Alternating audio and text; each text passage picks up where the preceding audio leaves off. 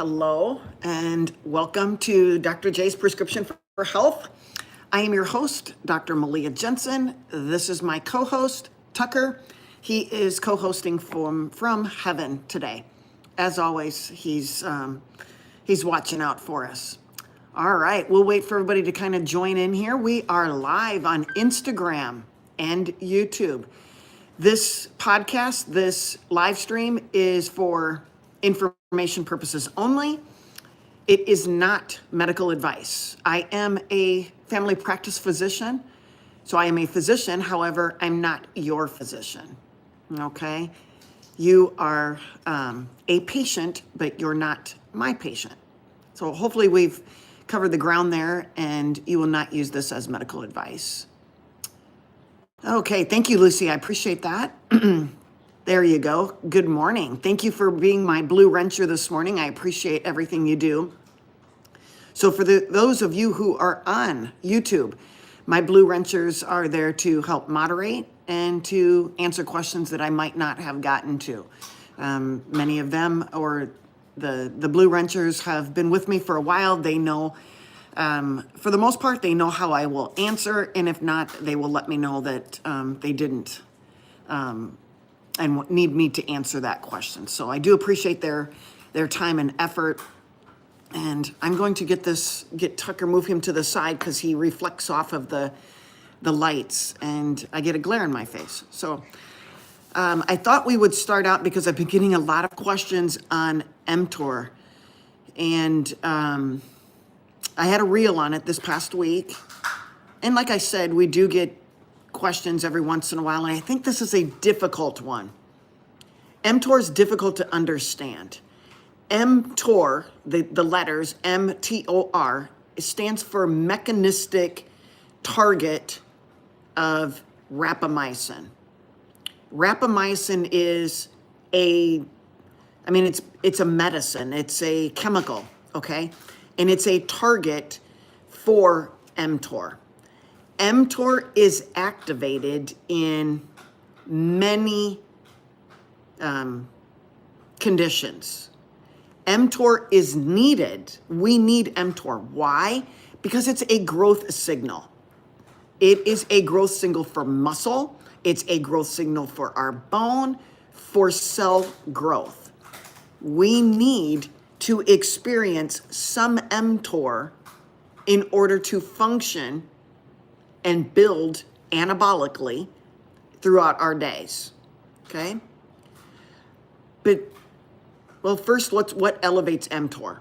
It could be something like stress. Stress can elevate mTor. So if you're stressed all day long, you're a stressed out person, mTor is going to be activated all day long. Exercise will stimulate mTor. The thing with exercise, most people don't exercise 24 hours a day. So when we exercise, mTor will come up and then it will come back down after we're done exercising within an hour or two, okay? Glucose from carbohydrates. Glucose activates mTor by stimulating insulin. Insulin is a potent activator of mTor. When mTor is activated, like I said, cells grow. Are carbohydrates and glucose the only thing that activate mTor? No. Proteins do too. In fact, leucine, an amino acid, is the most potent amino acid to activate mTor. But the degree of which mTor is activated by leucine is not near like carbohydrates and glucose. In fact, when we consume carbohydrates and glucose, so if we're eating a carb-laden diet, in general, we will eat something with carbs. It will spike glucose, which spikes insulin, which is a potent activator of mTor. The glucose will raise insulin, okay? And usually that insulin stays in our system unless you are really, really insulin sensitive. You have metabolic adaptation, but that doesn't explain 75 to 80% of our population. They're eating carbs all day long, and the insulin level never has a chance to come back down. That is activating mTOR all the time. Building up is great, but there has to be a time when we break things down. A little bit of anabolism and a little bit of catabolism. We need catabolism, breakdown, clean up. You cannot have constant mTOR on board, building without ever having any time to clean up. That part is called autophagy. We need autophagy going on, okay? If autophagy never has a chance to start, to be like the counterbalance to mTOR, we build up a lot of debris, a lot of bad things inside of our cells. And that can be dangerous. I mean, if cells are allowed to proliferate without cleanup, that's possibly activation for cancer cells growing. mTOR, I think, is going to be a subject in the future, especially when studying cancer. And then we'll find out that a big potent activator of mTOR is insulin. So if people would stop maybe feeding the cells with constant glucose, which constant insulin, then mTOR is going to have a chance to come back down. AMPK, which activates autophagy, the cleanup service, cannot be activated. AMPK, so AMP kinase, cannot be activated if mTOR is high. Just so you know, we can't have autophagy until mTOR comes down. We can't have autophagy until insulin comes down. When insulin comes down, autophagy can start. How do we get into autophagy? Fasting and low carbs. We got to lower the insulin levels, you guys. If we're fasting, we're not really eating anything. mTOR has a chance to come back down. Autophagy will start when insulin comes down. Is all of this making sense? Because it's important to understand things that are going on biologically and physiologically in our body, okay? Linda says, I just had total hip replacement surgery on Thursday. Well, today is Saturday, and likely you are doing quite well if you're here listening to me. Hip surgery, for the most part, or hip replacement, is an easy peasy thing. Many people don't even need physical therapy, although I caution you, you need to really focus on learning how to walk. I know that sounds kind of silly, but likely you've been walking wrong, or you've used an antalgic gait, limping, and it's disturbed. You've gotten so used to it in your brain that it feels normal to you. So I would encourage you to start practicing walking, looking in a mirror and walking toward it. You can go outside, and you know how some of the businesses will have like that reflective glass. You could practice walking back and forth and watching yourself walk.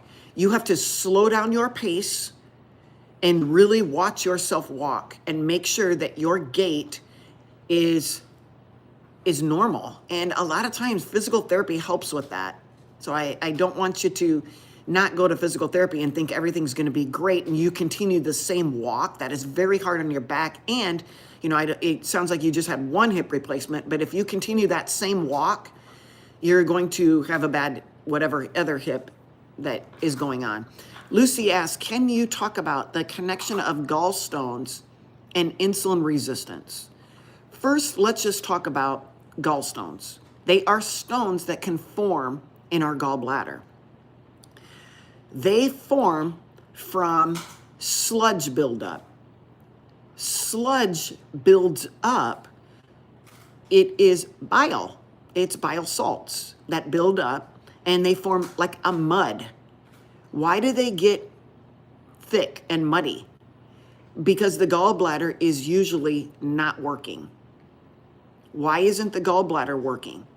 Usually the gallbladder is sluggish and not working because a person is not eating healthy fats. A person who is eating, let me see this, add a Q&A sticker, many or few toppings. I don't know what that means.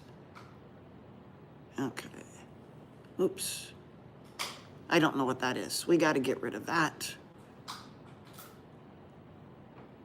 Huh. It won't go away. What did I just do? Okay. All right. So if the gallbladder is not working, that means it's not contracting, and it usually doesn't contract when a diet is very low in fat. Diets that are very low in fat are usually diets of the standard American diet. I know you say, oh, there's so much fat in there. Those are fats, those are polyunsaturated fatty acids, okay?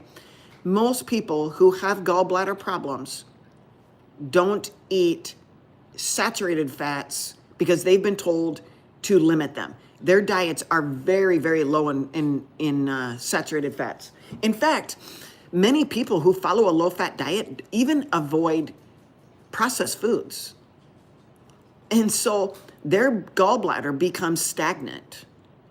The bile secretions that are in and stored in the gallbladder don't get pushed out and secreted because bile emulsifies fat. That's its job. The liver makes bile salts, and those bile salts are stored in the gallbladder. If the gallbladder is never being used and it needs fat to be used, then that buildup of those bile salts sludges, thickens, and then the gallbladder like hunkers down for hibernation. It's not being used. And so that sludge can form gallstones. And then if that person were to eat a high fat meal, like say they go out for pizza, or they go out for a ribeye steak, and maybe some lobster. So they're getting a surf and turf, and they're dipping their lobster in some butter. And then all of a sudden they go home and they have what they think is a gallbladder attack. They get right upper quadrant pain, because that's where the gallbladder sits, and they'll get some right shoulder pain. They might even think that they are having a heart attack. The pain is so bad. It usually starts about 1 to 2 hours after eating a fatty meal. How is gallbladder or gallstones related to insulin resistance? People who have insulin resistance are people who are eating a lot of sugar, they're eating low fat, they're eating processed foods. And so these people will have gallbladder problems, okay? And yeah, that's how I could say, Lucy, hopefully that answers your question. You know, a lot of people, if you have a gallbladder attack like that, or you're found to have gallstones, they'll tell you that, hey, we just need to get we need to get that gallbladder out of you, and it'll just keep causing problems. Maybe not. Maybe you take a gallbladder blaster, some over-the-counter gallbladder stone blaster, and you say, I'm done with this. I want to make some changes in my health. And you say, yep, I'm gonna make these changes. I'm gonna get my gallbladder working again. It's possible. You can restore gallbladder function. But when you add fats back to your diet, you need to go slow, slow, slow. Especially you guys that go from a processed diet or a standard American diet to a carnivore or a ketovore or a keto diet that's higher in fat. Go slow, you guys. You could stimulate that gallbladder to wake up, and you're not going to like that feeling. When that gallbladder wakes up out of a sound sleep, he's going to contract against those gallstones, shoot them up into the common bile duct, and cause a lot of pain. So go very, very slow. Even for people who don't have gallbladders, go very, very slow. In fact, you might need to space out your 100 grams of fat a day into 4 or 5 meals. Blasting it with a big ribeye steak, it's marbled, or Wagyu beef, or a bunch of olive oil, Yeah, that might not be in your best interest right away. Just go slow. Okay, hopefully this helps. That was a great question. Thank you, Lucy, for bringing that up. Let's see. We are live right now on Instagram and YouTube. Here's a question. Dr. Jensen, I know that you work out. What are some of the exercises you do for your legs? Well, things have changed over the years. What do I do for legs? Do I do squats? Not so much anymore. I will still do hip press. I will still do body weight squats or goblet squats, but I do not put the bar on my back anymore. If I'm going to do squats, I'm going to put the bar on my front side. So I'm going to hold the bar on my front and I'm going to stimulate quad development that way. I do not put the bar on my back anymore. My vertebrae, my neck, my low back, my thoracic spine, it's older. It's older, okay? And over time of me doing heavy back squats have caused compression and likely compression fractures in my back, from the cervical to the thoracic to the lumbar. What I mean by that compression is when you axial load, you put that bar on your back, you are axially loading axle downward. So the on your back, that is causing an axial load, and that can cause your vertebrae to cause wedging. So they are usually nice, and I'm just trying to be simplistic. Let's just say they're like a square. When we get compression fractures, we'll get wedging. So they'll be nice and square here. This is the way they should be. But now you can see we got wedging from axial loading. So it compresses and you're now destroying the disc. So axial loading, it sounds great when you were younger, and I wish I could take back some of the things. It's not like I have regrets, but I kind of have regrets. I've seen x-rays of my spine. I can see axial loading and compression of my lumbar spine and some of my thoracic spine. My neck, I remember getting an x-ray of my neck when I was just getting out of residency. So nearly 27 years ago, 30 years ago, I was already starting to show signs of compression in my cervical spine. It's not healthy. When you put the bar across your front side, you actually remove that axial loading. You can only tolerate as much as you can hold on your front side. You know, maybe you're used to back squatting 225, but when you front squat, you can only get maybe, good morning, Linda, thank you for being here. Another Blue Wrencher just joined over on YouTube. So when you put the weight on your front side, you might only do 135. But I'm telling you what, if you elevate your heels just a tad bit with a small 2.5 pound plate, get those heels up a little bit and really sit into that squat, you're gonna stimulate not only your quads, but you're gonna stimulate your glutes. And as we get older, our posterior chain is not stimulated enough, meaning we have very weak backside. Our glutes are getting weaker, our hamstrings are getting weaker, our calves are getting weaker. Everything that allows us to get up from a seated position, like getting up off the stool, getting off your couch, we lose glute function. I mean, look at older people's glutes. They have flat butt syndrome, flat butt syndrome. They don't have any more glutes. Their glute muscles are so small and atrophied because they don't use them.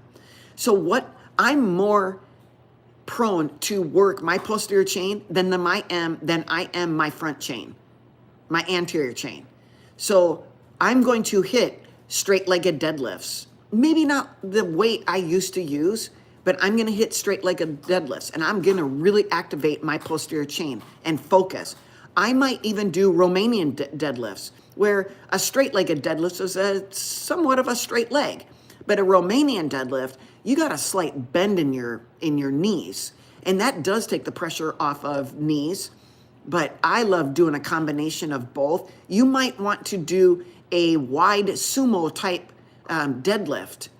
Again, my weights have come down drastically, But doing a wide sumo deadlift where your hands are in the narrow position and your legs are out in a sumo position, and doing reps like that, I usually do touch and go. I touch the ground and then come back up. I do not lock my back out anymore. I don't know if I ever did, but I do not lock out at the top ever. I do reps of sumo style deadlifts. So that works our posterior chain, okay? Working posterior chain as we get older is very, very important, okay? Yeah, Lucy says, me too, posterior chain all the way. And then, Lucy, I've actually seen your exercises, and yeah, you're doing the right thing. I see you're doing, do you do a lot of stuff that I do? In fact, I do a lot of stuff you do.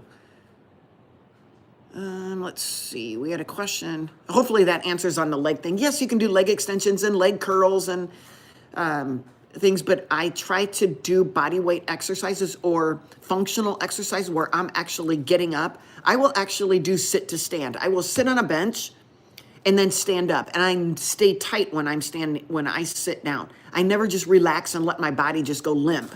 I stay tight when I sit down and stand up. Then I will, good morning, Dr. Be Healthy. Then I can even carry a kettlebell and do squats that way, sit to stand. Sit on the bench, stand up, sit on the bench, stand up. And then I get a lower and lower bench. You might have to start out with barely bending and sit to stand. Wherever you start, you got to work up and you'll get better and better. First, you might not be able to hold any weight. You're just trying to lift yourself off the stool.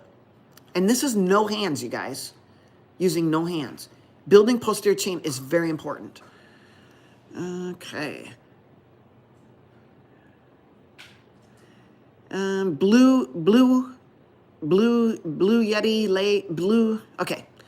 Blue Lady asks, I was wondering if someone has gallstones and they're not bothering them, they leave them, could it be dangerous? What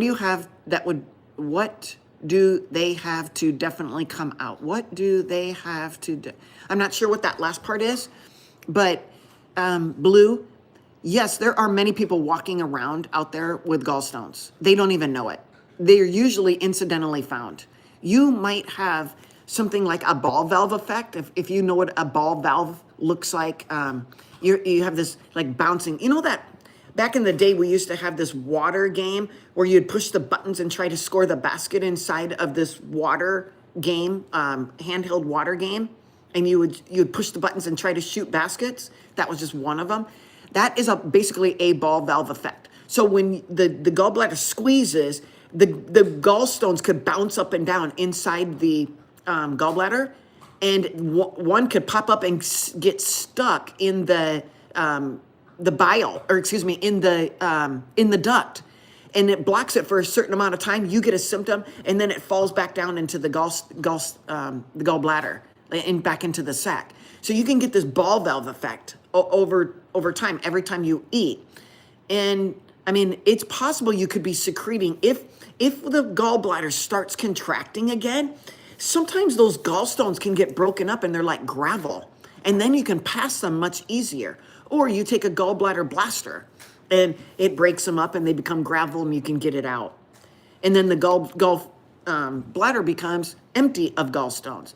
So no, your gallbladder doesn't necessarily have to come out. And I'm not recommending that at all. You need to talk with your doctor, but you also need to be aware that, hey, they might just only push for a surgical procedure.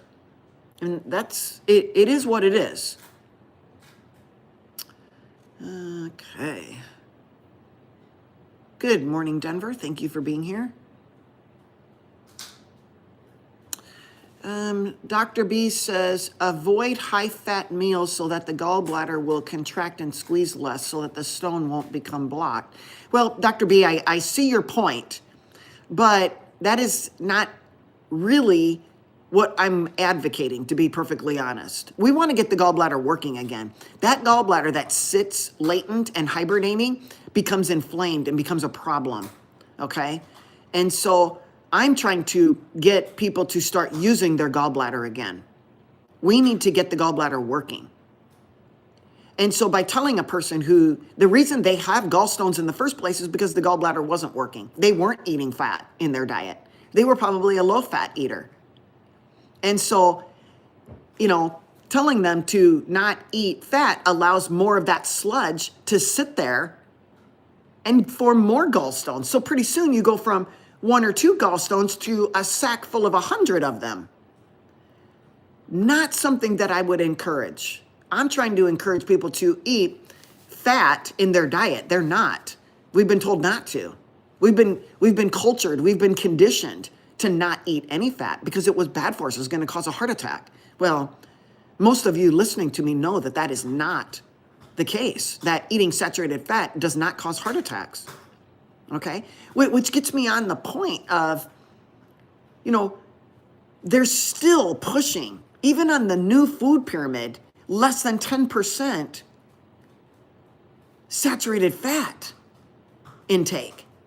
Well, if they tipped over the food pyramid and steak and ribeye and salmon and all these things are in the top left-hand corner, if most of us read from left to right, you're going to say, okay, that seems like that's where I should start, which you should. However, you're going to say, but I can only eat 1 egg because I will go over the 10% saturated fat level.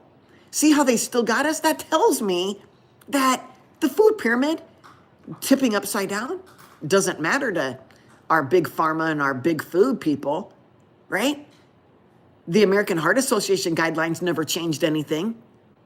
They still go by if they can live by that 10% saturated fat deal, they don't really care what the food pyramid looks like. Because if you only eat 10% saturated fat, you're going to eat everything else, which is carbohydrates. Make sense? You get a tiny little bit of meat, a little bit of salmon, and you're going to eat a whole lot of carbohydrates. And then you spike your glucose, and then you spike your insulin. And the number one cause of heart disease is, ding, ding, ding, ding, ding, diabetes, hyperinsulinemia, insulin resistance. The number one cause of heart disease, a heart attack or stroke, isn't your LDL. LDL's not even on the list. It might be number 50.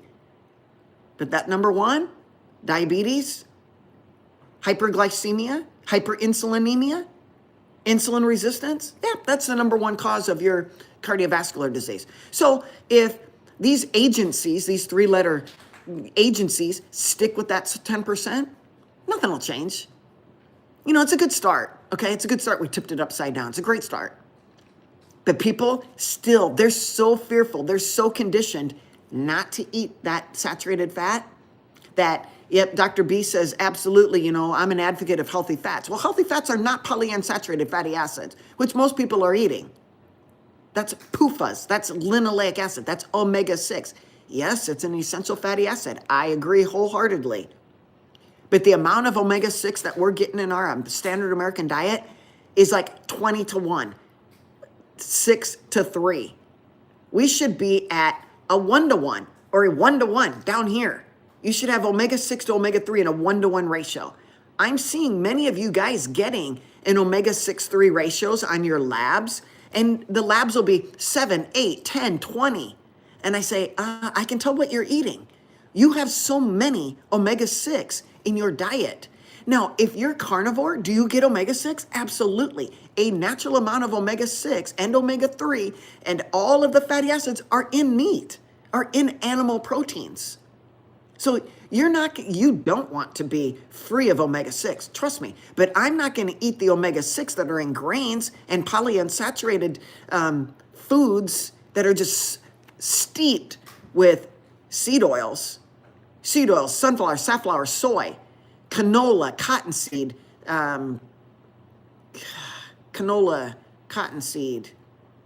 What's the other C? Oh my gosh. Anyway, canola, cottonseed. Oh my goodness. Anyway, grapeseed and rice bran. Those are the seed oils that we're trying to avoid. And if you think back in history, okay? The first heart attack occurred right around 1912. That's been documented. 1912. About what was happening around 1912? Well, in the late 1800s, cottonseed oil was being developed. In 1911, Mr. Crisco the maker of Crisco, Procter and Gamble. Procter and Gamble made Crisco, got it on the market around 1911, 1912. That's basically cottonseed oil. Cottonseed was used for soaps and for candle wax and all of these things. And yet then they said, oh, we can make this into a healthy fat or into fat. And we should get rid of butter. We can't make any money off of butter. You people that are raising butter and the cows and stuff and the Jersey cow, no. That doesn't make anything. But I can make a ton of money by making Crisco. And then the heart attack risks, they just skyrocketed. And when we add processed foods like seed oils, guess what they're mixed with? You guessed it, sugar. Sugar. A little bit of sugar, a little bit of polyunsaturated fat, and you got a recipe for insulin resistance, hyperinsulinemia. You're getting oxidation in your body, and you are oxidizing LDLs, in case that's the problem in 1912. It wasn't. Oh, but it is now. They're moving the goalposts a little bit. It's not just LDLs anymore. It's this ApoB. It's this ApoB thing. But you guys, what if it's the seed oils? What if it's the sugar? What if it's the insulin? It is. It's all of these things. Is it your ribeye steak from that grass-fed animal? No, it's not even the ribeye steak from the grain-fed animal. Not that beef. Maybe from the chicken. Maybe from the turkey. Those are monogastric animals. I don't eat their fat, especially if they've been fed grain that's full of linoleic acid. So if it's a monogastric animal, that'd be the only time I'd say get a lean version of it. Make sure that the fat's removed. But if that chicken has been grown, pasture raised, organic, heck yes, I'm going to eat the skin and the fat and everything on that chicken. And I'm going to eat the dark meat because I want the heme iron. These are all good things to be talking about because they're things that go through your mind. Because I know you're still scared. I know you're still scared to eat saturated fat because it's been so ingrained in us. There's no one, I'm sure that there's no one listening right now that was living in the late 1800s that is listening to me right now. But many of you were brought up in the 1940s, the 1950s, 60s, 70s, and above, okay? And you've been conditioned that saturated fat, especially right around 1972, 3, 4, 5, that's when we were really brainwashed that saturated fat was bad. And that's when politics got involved. And it was during Eisenhower's time that all of this came to fruition. And then big pharma and big food, which is the same thing, got involved. And here we are. We're at the point where, the things that turned the food pyramid upside down, it's a win. Okay, it's a win, but it's not a win. Because these lobbyists can get involved and they could turn that pyramid back over, even though it's supposed to last until 2030. Every 5 years we reevaluate the food pyramid. And who's to say who's going to be on the food pyramid board in 2030? It's just, you guys, it's kind of a crock. It really is. And we have to educate ourselves. There's saturated fat is not the cause of your heart attack, okay? Look at the people who have had heart attacks and then ask them what their insulin levels are. Ask them what their diet was, full of polyunsaturated fatty acids. I did some reading today on these PUFAs. And why is it that, like a cardiologist will tell you to eat canola oil or eat any seed oil for that matter? Because it lowers LDL. So then I did a deep dive on why does it lower LDL? Well, because in the liver, these particular seed oils actually increase the amount of LDL receptors that are available. And so that LDL gets sucked in to the liver because there's more LDL receptors on the liver or in the liver, okay? What does the liver now do to all of those LDLs? I mean, that can't be good for your liver, can it? All of those LDLs being sucked in to the liver? Well, okay, Some of them are excreted in your bowels, okay? Maybe even some in your urine. I mean, who knows? And a lot of it is repackaged by the liver. Repackaged into what? VLDL, very low density lipoproteins. Now, aren't VLDLs associated with triglycerides? Yes. And didn't you learn that high triglycerides is a risk factor for heart disease and insulin resistance and diabetes? Well, yeah, they are. So if you guys start using your noggin, which you are, because that's why you're listening to me, you're going to start saying, hey, I don't want these VLDLs. Those are like triglycerides. Those are like indicating that you have diabetes or insulin resistance and almost diabetes, which you do have diabetes if you have insulin resistance. It's just not showing up. Your doctor didn't make the formal diagnosis. So do you really want to go there? Do you want to have all of this linoleic acid seed oils that are polyunsaturated? They have double bonds. What happens to a double bond? It gets oxidized. Saturated fat does not have any double bonds. Does it get oxidized? No. Saturated fat does not get oxidized. Polyunsaturated does. Monounsaturated does. Your olive oil, there's some double bonds that can get oxidized, but it's so healthy for you. Really? You mean the ones that are pure olive oil? You paid an arm and a leg. You gave your last toe for olive oil, and you think it's pure olive oil? Don't be deceived. It's cut. It's cut with seed oils. A little bit of canola, cottonseed, sunflower, safflower, soy. It's all cut. It's not pure. So you're putting even worse. You're putting some polyunsaturated fats in your body. Oxidation is inflammation. And it's leading to more and more small, dense LDLs. You know, the little guys that have been oxidized, ruined, damaged. Small, dense LDLs have been damaged, not only by seed oils, but by sugar. And they get chomped up, just like Pac-Man. There's these white blood cells, these macrophages that come in, and these macrophages are like Pac-Man, okay? And they chomp up these small, dense LDLs, and they form what we call a foam cell. And are foam cells implicated in plaque of coronary arteries? Absolutely. So it's got to be all LDLs, isn't it? No, it's not. No, it's the oxidized ones. And if you want a surefire way of getting small, dense, oxidized LDL in your body growing, just eat some sugar. Eat a high-carb diet.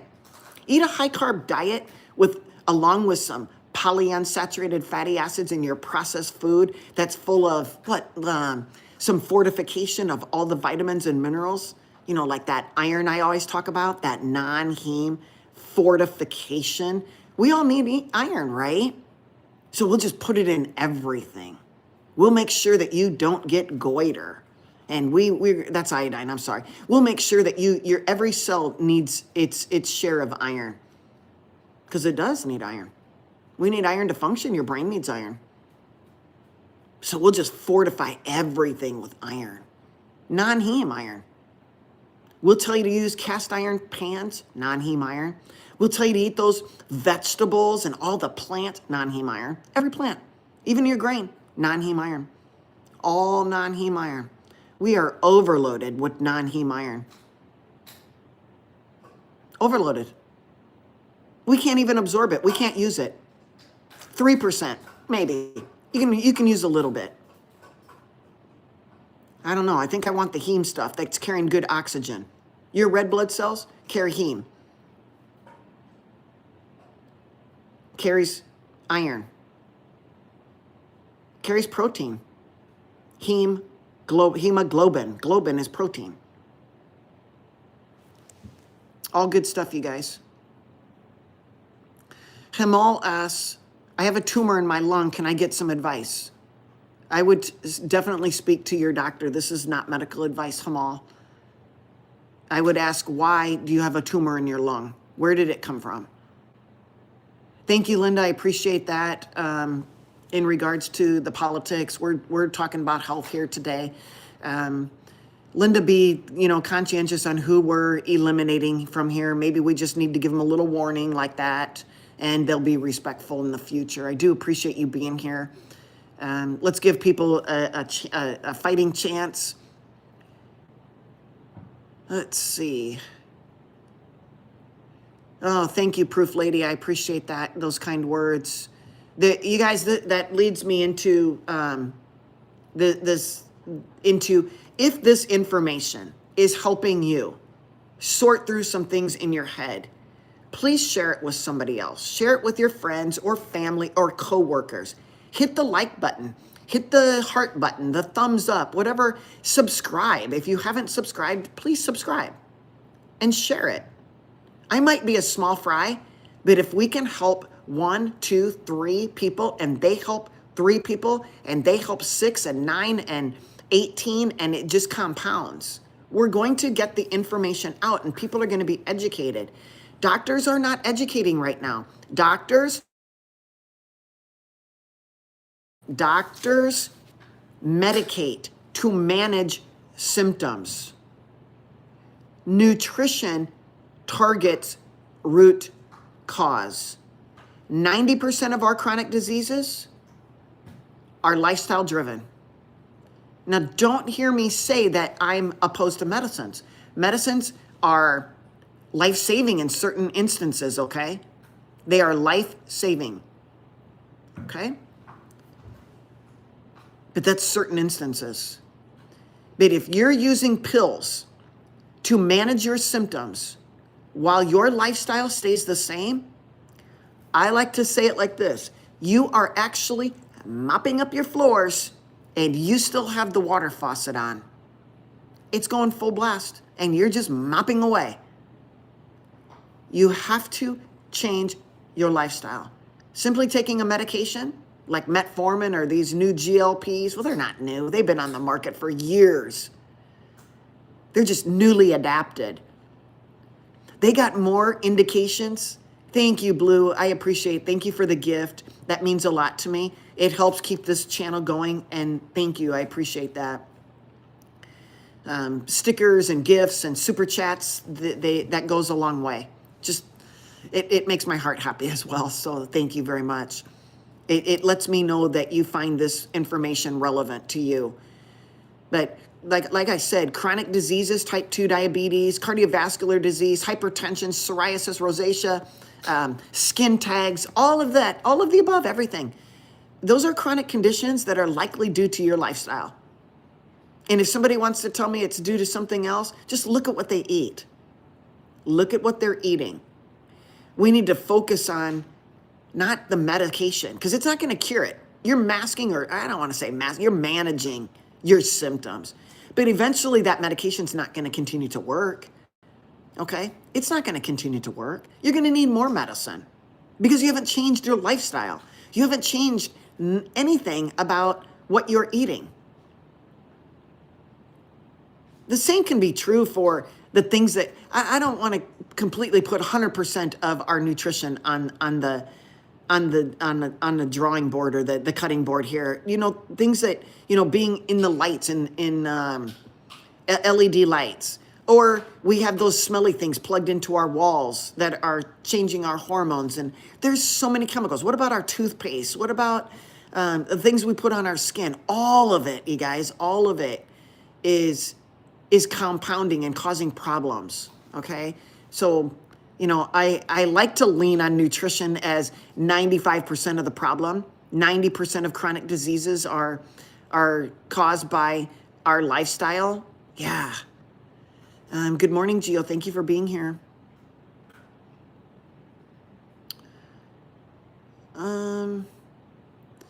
Sammy says, God bless you. You're such a star to me as I'm really struggling, but my nurses all say you inspire and you help as my now diagnosis really breaks me. Sammy, we all have things that try to break us, but like you said, your nurses, they're inspiring, they're being inspired, and then they're going to inspire you. So lean on them, Sammy. Lean on them. Phil says, I think I pulled some intercostal muscles. My bottom ribs are really sore. Yeah, that's possible. You know, a lot of times, you guys, this is kind of going back to my bodybuilding days. There is a lot of injuries that occur to intercostal muscles in people who use weightlifting belts, and they cinch it right underneath their, you know, to protect their low back. So they wear a belt, a lifting belt. It's usually a leather or some sort of a Velcro polyester stability that they can use for their low back to keep themselves tight. But by cinching or wrapping that around, you cause some pressure on your ribs as well as the intercostals, or the intercostal muscles as well as the intercostal cartilage. And yeah, you need to really guard that, especially if you're doing, you know, squats with them or hip press, and you got a lot of weight coming back down on you. A leg press, sorry, I call it hip press, but you have that weight coming back down on you, and they got that belt tight to keep you tight, you know, keep your intra-abdominal pressure tight.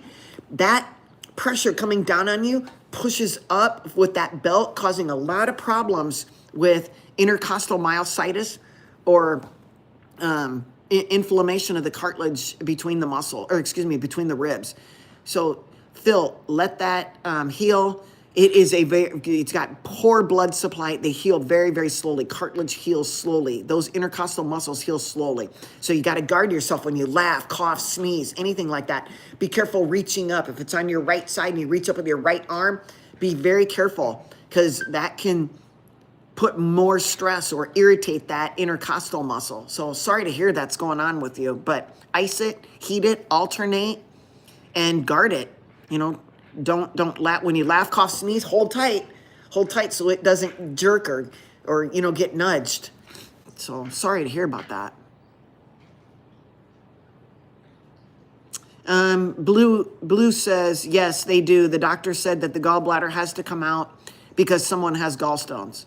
Okay, well, does that mean that 5 out of 10 people walking around with gallstones need there to have absolutely no symptoms, and they just need to go in for some prophylactic surgery?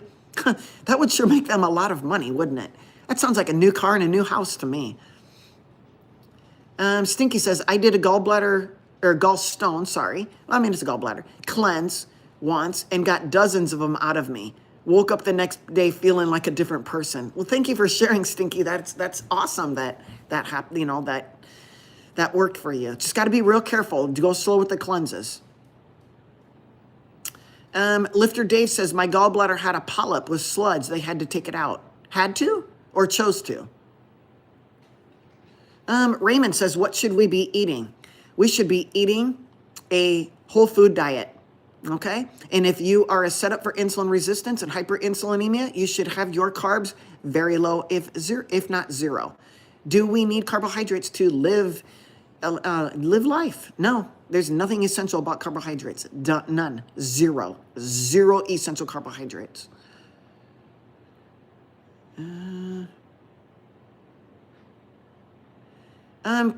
Christine says, I just had a colonoscopy done and endoscopy, and my doctor said no cancer, and I have no polyps. He says I don't need to get another colonoscopy for 7 years.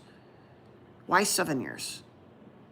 Yes, Lifter Dave, triglyceride to HDL level or ratio, perfect. You want that triglyceride to HDL ratio to be 1 or less. So you take your triglycerides and you divide by your HDL. So you take your triglyceride number, 200, divide by your HDL, 50, or 150, and you know, 200 say, and you say, oh, that's 4. No, that's not good. I got to have it less than 1. So a person with a triglyceride to HDL ratio that's over 1 is at risk for a heart attack and stroke. Okay? Has nothing to do with your LDL. But that person who has high triglycerides and low HDL, I can almost guarantee that they have a lot of small, dense LDLs, okay? The oxidized small LDLs. Those are what's causing, remember, those are what's get chomped up by the macrophages, like Pac-Man. I like to make that sound so you guys understand. So those macrophages are like Pac-Man, and they chomp down on those small, dense LDLs, and they make foam cells. And that foam cell is incorporated into plaques along with other white blood cells and red blood cells and other debris. Everything is in that plaque. If you were to take a biopsy, I don't know if they do that, but yeah. So yes, all those seed oils, you guys, grapeseed, rice bran, sunflower, safflower, soy, cottonseed, canola, corn. There we go, corn. There's the third. So those super 8 ones, the terrible 8s, those are the ones that are leading to a lot of problems. Those are the seed oils that we need to avoid, you guys. Don't let anybody try to talk you into using those for heart health. They are the opposite. Okay. Christine says everything is genetic. Or is it epigenetics playing a role? My parents had high cholesterol, and I just had a CBC done. My cholesterol was 260. Well, one, Christine, a CBC does not tell you what your cholesterol is. You had a cholesterol panel, a lipid panel, but your CBC is a complete blood count. A CBC will tell you your red blood cells, your white blood cells, your platelets. It'll tell your hemoglobin, hematocrit, MPV, MCV, MCH, MCHC. Those are the things that your CBC tells you. Your cholesterol panel is total cholesterol, LDL, HDL, triglycerides. And so you're saying that, Christine, since your parents had high cholesterol, you have high cholesterol as well? Maybe you would like to consider a consultation and we can go over everything. But your cholesterol really has nothing to do with anything, okay? It's a made-up number. You cannot just measure cholesterol in your blood. You know that blood is water-soluble and cholesterol, that's fat-soluble. You can't mix and match. Cholesterol is carried by lipoproteins. Lipoproteins like LDL, VLDL, intermediate density IDLs, HDLs. You can't just measure cholesterol in your blood. So that's not just genetics, okay, Christine? It's what you eat, and your cholesterol is not the problem. I would love to hear your other part of your lipid panel, okay?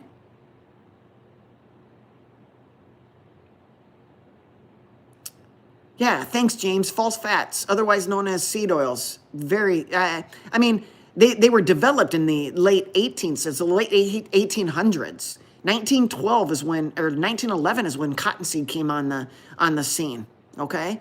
And then from then on, it wasn't just cottonseed, which is Crisco oil. It became corn, canola, safflower, sunflower, soy, all of these, okay? And that was in the early 1970s, mid-1970s. So yeah, 20th century, the 1900s, but I agree. False fats, bad. Well, Christine, good luck with that. Christine says just live your life. Okay, you guys? Just, if you want to live by Christine's, just live your life and everything in moderation. Well, what's your definition of moderation, Christine? And what's somebody else's definition of moderation? Well, that's a little bit better than I used to do. That's moderation. That's a balance. What a balance of, I'm going to moderate a little bit of poison and a little bit of good stuff. If you like that moderation, go for it. Be on the teeter-totter. But if you're wanting to really improve your health, you can either follow Christine's advice, everything in moderation with an exclamation point, and live your life. Or many of you are here to hear how you can improve your living your life because you've made some really bad mistakes and you've got chronic diseases to show for it. So just my thoughts on it. Yeah, RM, I agree. Genetics just means predisposition. That's where epigenetics comes in. If you got some genetics, you got to feed it. Genetics doesn't just poof into open space, into air, and you got that thing.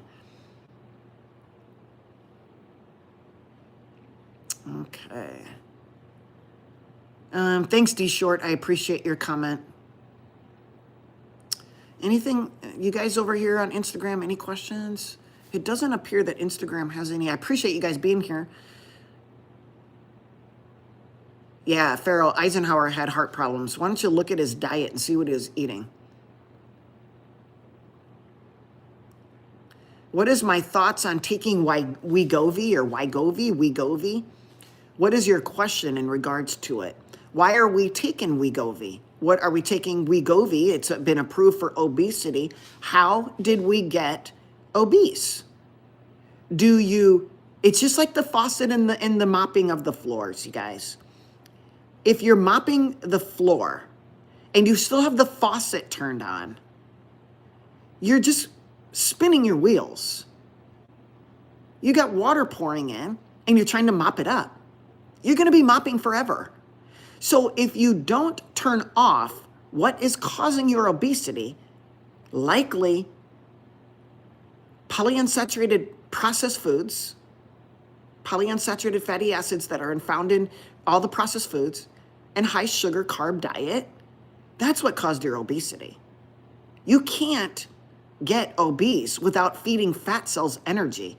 And you can't get that energy into a cell without insulin. So something that caused obesity increased blood sugar, increased insulin, and then insulin caused cells to grow. Remember the very beginning, we talked about high insulin and high mTor. Those are both growth promoting hormones, chemicals. So if you got high insulin on board, your fat cells are going to grow. Guarantee it. Okay? That's obesity. So are you just going to take a medicine for that? Remember, if you're only using pills, or in this case, injectables, or they got a pill if you want to take it, you can take the newest semaglutide pill made by Novo or Lilly or whoever the makers are. You're just taking a pill and you're mopping up. You didn't change any lifestyle. You might not be eating, but what you're eating is still not changing your lifestyle. And so you're going to be mopping because you got the water still on. The faucet's going. So that's what I think about these things. We don't even know the side effects of these things. You think that pharma, why Wegovy, semaglutide came on the market, let me see, right around 2012? Semaglutide, Victoza was a liraglutide. Nobody uses liraglutide anymore. They don't use Victoza. They're going to the semaglutide. That was around maybe 2015-ish. You guys can correct me. You can go look it up. But I'm guessing right around 2015. So you've got a medication that's been on board 10 years max. And we are doing high doses of this, not just a little bit. Normal physiologic GLP that's in our body, that's really, really a low amount, you guys. We're doing super physiologic doses of GLP in the injectables. You don't think there's going to be a problem? All of those people taking high doses of these things, these GLP, GIP, or the triple G that's out now, the glucagon inhibitor, you guys, that's going to be a problem someday. All right? Super physiologic doses. You guys are just guinea pigs. If you don't mind being a guinea pig, go for it. I say turn off the water fountain, the water spigot, and then mop up the floors. Okay? Change your lifestyle. Change the lifestyle. You're eating addicting food that is causing all of your diseases. By taking a medication, you're just managing your symptoms. And then you're going to be on it for life. And you say, I don't want to be addicted. You're not addicted. You're addicted to the thing that you're eating. You just eat less of it on Wegovy. That's what that's about. Oh, Rod, you know what? I don't need comments like that. So you're gone, okay? I just don't need comments like that. And I believe in giving people a second chance, but that's not it, okay? I don't need to give people a second chance. What comes out of your mouth is what your heart is feeling. And I don't need that kind of heart on my live streams. So thank you to my Blue Wrenchers for giving that one a little bit of leeway, but that doesn't fly with me, okay? Good morning, says Mary. I have knee arthritis now in my 70s after an active life, not on any medication or other anti-inflammatory. would love to hear your thoughts about trying a peptide such as BPC 157 for repair. Does it actually repair? Mary, do you know what that peptide is? What does BPC stand for? It's a complex, right? What does that stand for? Did you look that part up? Did you look about who's making these peptides? Did you maybe look at your diet and what's causing the inflammation? I know a lot of people who have bone on bone in their, on their knees or their shoulders or their hips, bone on bone, no cartilage left, yet do not experience any pain. So that means their inflammation is low. So is there something that you're consuming that is increasing your inflammation, like plants, like processed foods, like sugar? These are all inflammatory. So instead of adding some unknown peptide, maybe you try an anti-inflammatory diet. That would be my suggestion. Good morning, Lion. I appreciate you being here.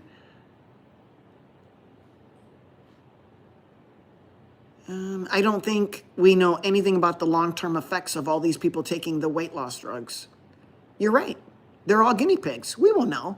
We'll know. They don't know them now, but they will in the future. And then they'll look back and say, it was probably something else. Something else caused your cancer. It must have been some virus floating in the air. YT, thank you for joining. YT is listening from California. Where are you guys listening from? What city, what state, what country? Thank you, Joyous. I appreciate your gift. I do appreciate that. Very kind of you. Miranda, thank you for being here. Hello. What is the best thing to drop triglyceride level or number? Mine is currently 273. I don't know, that might need a consultation, but one of the fastest ways to drop triglycerides is to drop sugar, to drop carbohydrates, to drop alcohol. Alcohol is a poison. Get it out of your diet right now. Alcohol is a poison. There is no safe amount of alcohol that should be consumed. Lion says, it's sunny and cold in Urbandale, Iowa. So Lion is listening from Urbandale. That is a neighbor of mine. Not a neighbor, but a close, small suburb of where I live. So yes, it is cold here, Lion. Though I think it's supposed to be in the 30s this week. So I think we're going to be starting to see, Lion, some people with short sleeve shirts and shorts at the grocery store. So Patricia, get those triglyceride levels down by a low carb, no alcohol diet. But if you would like to do a consult, email me at IronLadyDoc@AOL.com. IronLadyDoc@AOL.com. Hey, Lion, you know, I was reading up on the barometric pressure, and maybe you've seen this too, the static electricity, whether it be in your house or when you grab something and you're getting shocked all the time. So I was reading up on barometric pressure, and the normal barometric pressure should be right around 29. And our barometric pressure in our area at the airport, Lion, was 33.4. It's like a walking static electricity. So your hair is well, if you have hair, it's got static electricity, and you got to be careful when you take your clothing off, the static, and then you touch something like the door handle. Yowzer. Yeah, barometric pressure. I was just reading up on that. I read up on a whole bunch of stuff.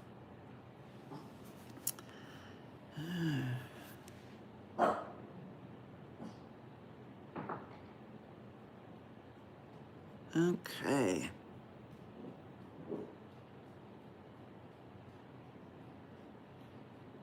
YT says, I love eating fresh fish and vegetables and deer meat.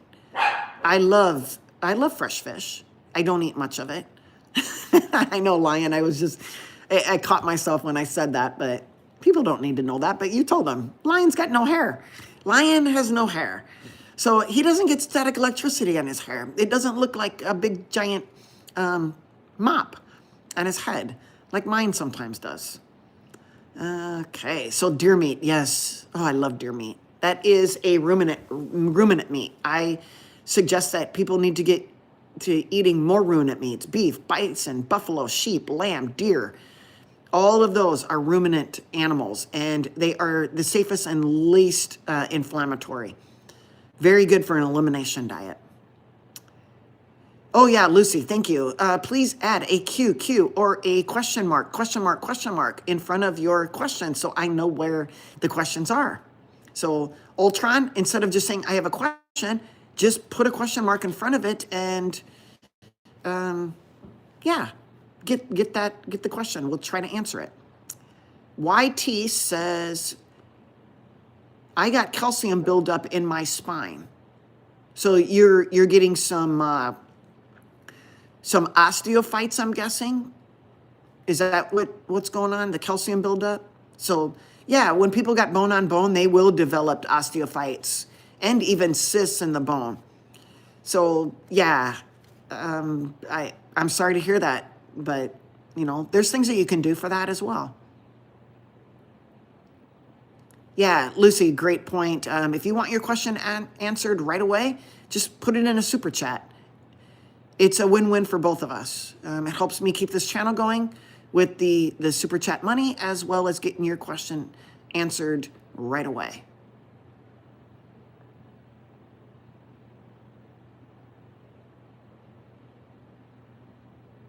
Brad, that might be true of some doctors, right?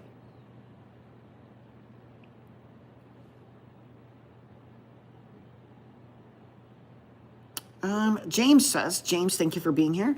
Self-responsibility is required for optimal health. It's one of the things, James, I always say the best, and I posted this on Threads today, the best and most knowledgeable doctor will be the one that is staring you in the face in the mirror. You are your best doctor, okay? It's very important that you take control of your healthcare. Do not rely on a doctor for external validation. You're more educated. The people that are listening to me right now, I give my kudos to you. You are more educated than a majority of the doctors that I know. I've seen their reports to me. I have seen their progress notes when they see my patients, and I get their progress notes back, and I'm going, oh my gosh, you are stuck in the mud. You're stuck in the mud. I'm so sorry, but you're giving my patient bad advice now. So yeah, be your own doctor, informed consent, know what's going on. Liesel says, good morning, Dr. J. What level do you like to see for fasting insulin? I like an optimal insulin being between 3 and 5.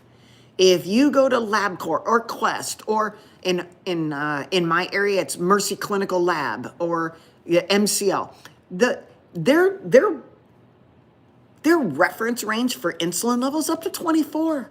That person is sick. If they have a level over 5, they have insulin resistance. If you have insulin resistance, you have hyperinsulinemia. If you have hyperinsulinemia, you basically have underlying diabetes, okay? You have diabetes. These reference ranges are measuring a bunch of sick people. And so if Liesel goes in and her level is 7 and it can go up to 20, Liesel might think she's great. Well, she's better. She's less bad than the person who has 20 or 10 or 15, but optimal, 3 to 5. All right, good question, thank you. Tony says, I subscribed and hit the like button. Thank you, I appreciate that. My family has been making changes since we realized the poison in our food. Oh, it's Tanya, sorry, Tanya, sorry. I apologize. Tanya, thank you. Yes, thank you for subscribing. Thanks you. Please share it. Hopefully your family can listen along with you and glean some information, hopefully to help them. Share it with a coworker, family, friends, neighbors. It's happening, you guys. Our food is poisoned. And big food and big pharma, they don't care about you guys. They care about their pocketbook. They care about their cars. They care about their houses and their pools and their golfing and whatever doctors care about. Those things, I just don't care about those. I really don't. Yeah, I want a roof over my house, over my head. I want to be able to drive here to and fro. But to make money at the expense of a patient, nah, that's not the Hippocratic Oath. And to just claim negligence or claim that you didn't know, that's not true. That's not right either. That's not the Hippocratic Oath. The Hippocratic Oath says that you will continue to educate yourself. You're not continuing to educate yourself, most of the doctors out there. What they're doing is they're following guidelines. And the guidelines are made in place by the agencies, the 3-letter agencies. They're following guidelines so they won't get sued. They're following guidelines so they can just get you out in and out of the office, put you on your medication, manage your symptoms. They don't talk about these things I'm talking about or some of the other doctors that I follow. So yeah, there's some problems out there, but Tanya, I do appreciate, I'm sorry I massacred your name, but Tanya, thank you. Thank you for the like and the share and the subscribing. I appreciate that. Lion says, I've been working to lose visceral fat with a ketogenic diet, HIIT, and weight training. I hit a plateau. Any suggestions to kick in fat loss? Lion, I might want to look at your what you're eating and the protein amount, the carb amount, the fat amount. Maybe we need to shift gears. Just tweaking it here and there can get you stimulated again, okay? And I'd be happy to do that for you. Okay. Denver says, you're teaching me so much. I'm eating more dark meat because of you to get the heme iron. Good. I just had a beef jerky stick now. Just watch out. Hopefully you made that, Denver, the jerky stick, and it wasn't processed. Yes, that was less bad. I'm happy that you chose a beef jerky stick over an apple, of course. So, yeah. No problem, Linda.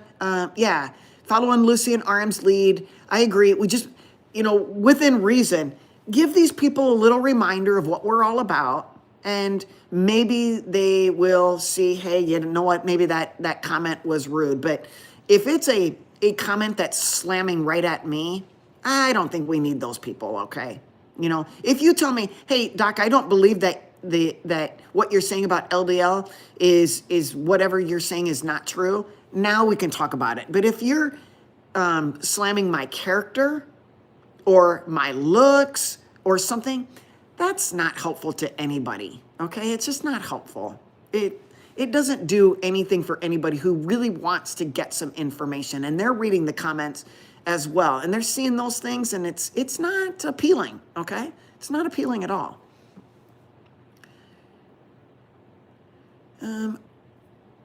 Are things more like they used to than they are now? I'm not sure what you're referring to. Thank you, Blue. I appreciate it. Iowa Carp says, oh, I'm sorry, maybe you're not Iowa. IA Carp says, I haven't worn deodorant for 22 years. That tells me that you eat a low-processed whole food diet. Yeah, put the lotion in the basket. Unless, of course, it's castor oil or coconut oil. I have been known to put coconut oil on my skin, especially in the summertime.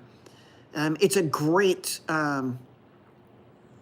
if I wanted to block the sun's rays, it's a great SPF of about 5 or 6, in case you guys didn't know that. Gio, thank you for being here. I appreciate it. Okay, sorry about that, Barthol. Yeah, talk to your doctor about the noises that are going on.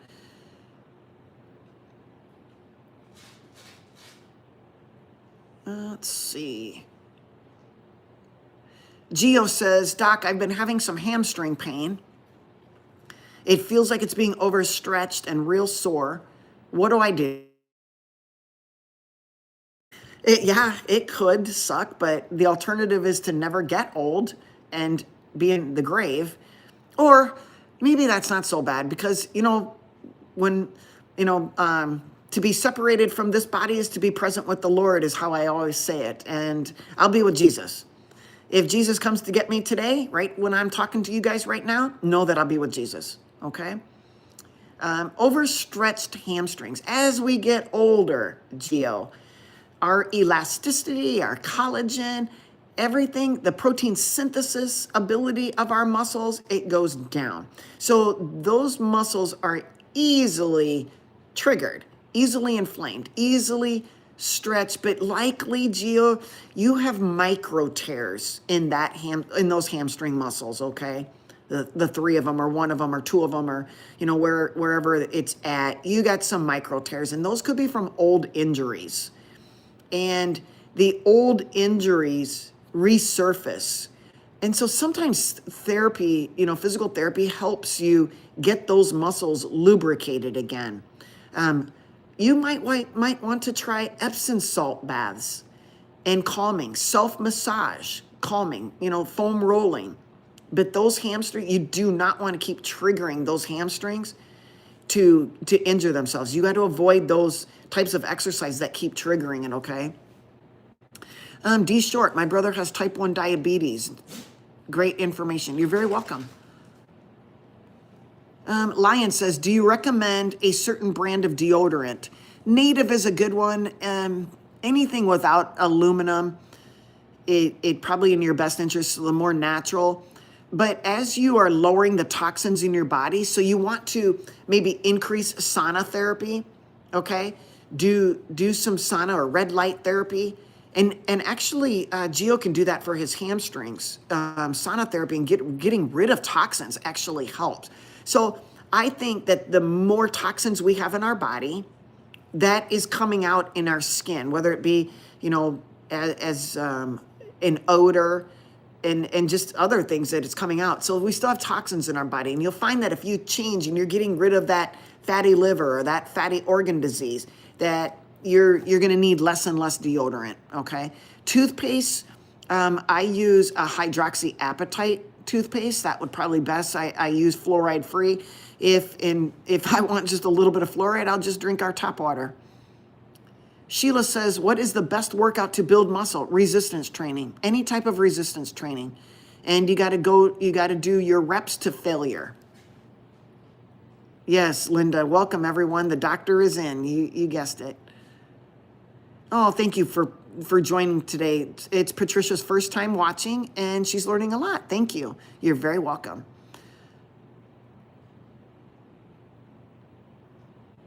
Let's see.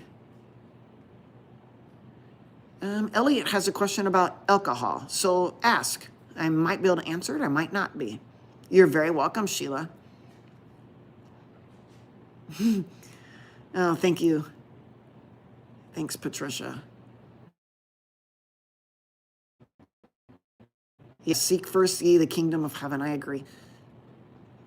Let's see. Thank you, Lucy. Yeah, welcome to all the new followers. I really appreciate it. Please click the thumbs up, subscribe. If this is just your first time, maybe watch some of my other reels, watch some of my other live streams. I'm live every Saturday at 9 a.m. Central and every Sunday at 10 a.m. Central.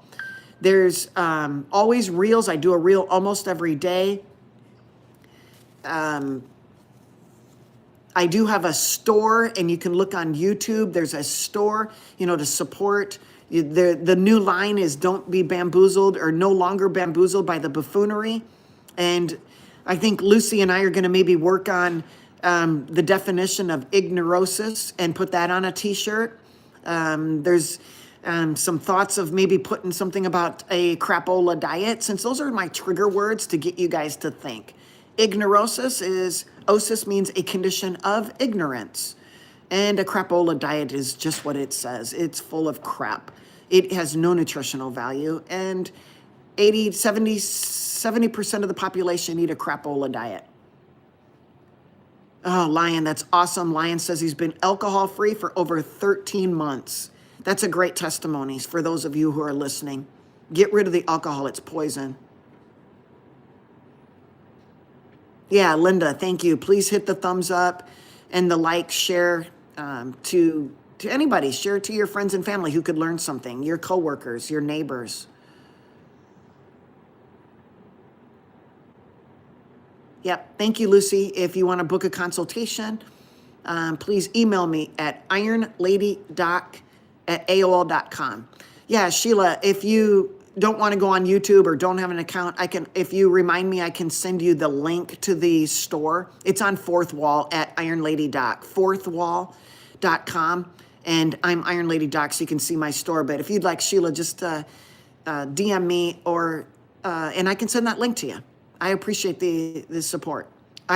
Yeah, okay, so yeah, I appreciate the support. Okay. Yes, Tanya, using tallow and butter that you've been reading, that is the best. Yes, animal fats. So tallow, butter, ghee, lard, those are great things to use as your healthy fat sources. Oh, thank you, Sheila. I appreciate that. Yeah, just remind me and I'll send you the link. I appreciate it. I'm in Angola. What do I have to eat to live longer? Osvaldo, I've never been to Angola, and so I don't know what you have there to eat that would help you live longer. I'm sorry. Hi, bud. I got Tallow right here beside me. You can't see him, but he's tall enough just to get up onto my, with his front paws on my lap. And tomorrow's kind of a big day for him, and I'm hoping that he will let me share him with you tomorrow. But he was taken from Oklahoma, Norman, Oklahoma. His name is Norman Tallow. Hi, Norman Tallow. Norman Tallow came from Oklahoma on February 1st to Iowa. I did not get Tallow on February 1st, but that is considered his birthday, his kind of gotcha day to Iowa from Oklahoma. So I will try to present him tomorrow, and you guys can help me wish him a happy birthday coming to Iowa. We don't know when his birthday is, but he's going to be what we think 3 years old. He will be 3. Okay. Where should I start to eat healthy? You should start by lowering your carbs and plants and increase animal fats and proteins.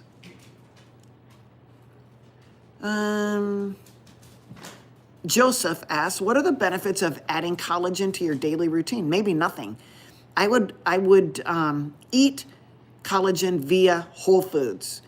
So nibbling the cartilage off of bones, eating the gristle of your, the fat and the gristle on your steaks, getting bone in steaks, bone in ribeye, bone in T-bones. Those are, that gristle, that is the best collagen. Adding collagen via some source. Oh, this one is somebody doesn't think about. This is good. So when you boil an egg and then you crack it, you know that like cellophane type of material that we usually peel off and throw away?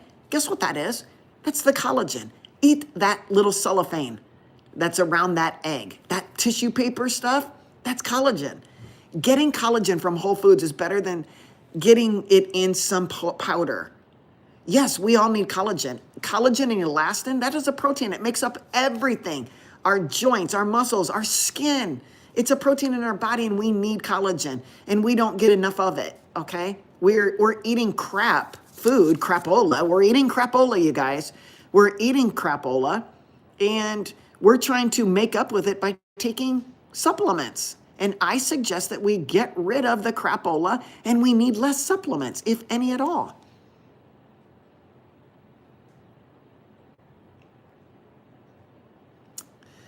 Tanya says, I smoked for 45 years and quit this past May. So we're coming up on 1 year for Tanya. Congratulations. That's an awesome testimony. Tanya's got COPD and just finished therapy to build strength. Good. Do you have any other tips? I'm currently getting 1.5 to 2 miles a day in steps. Lifting weights is going to be in your best interest. Changing your diet.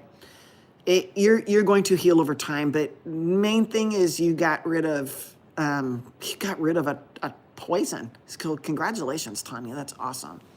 Sheila says, I didn't know that.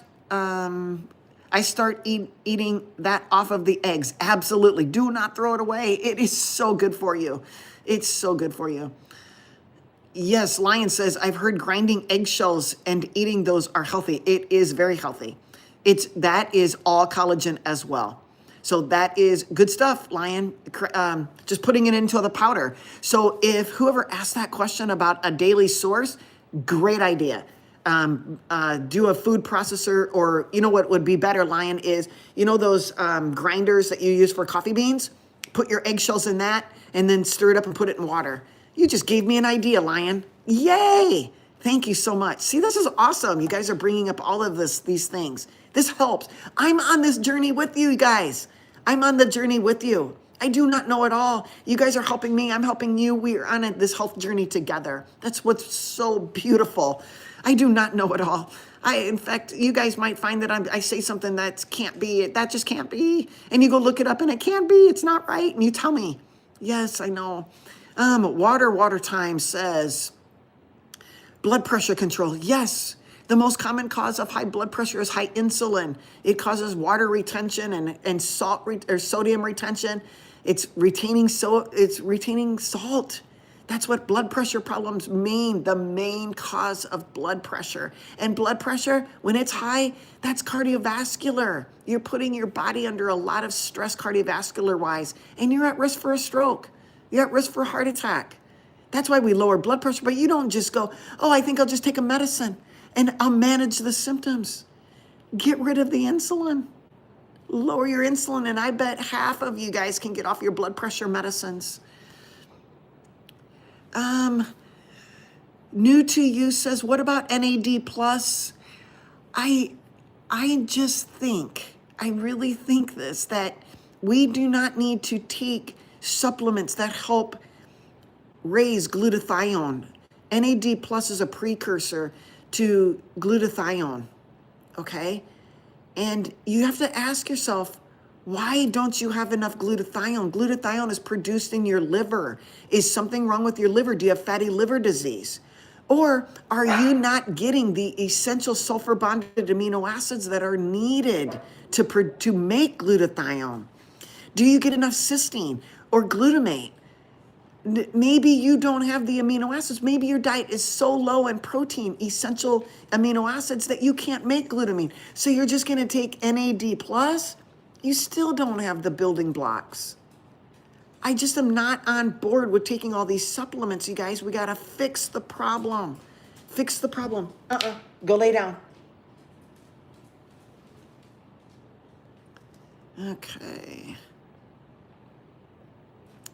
Flozano says, how do I get off of sugar? Stop eating it.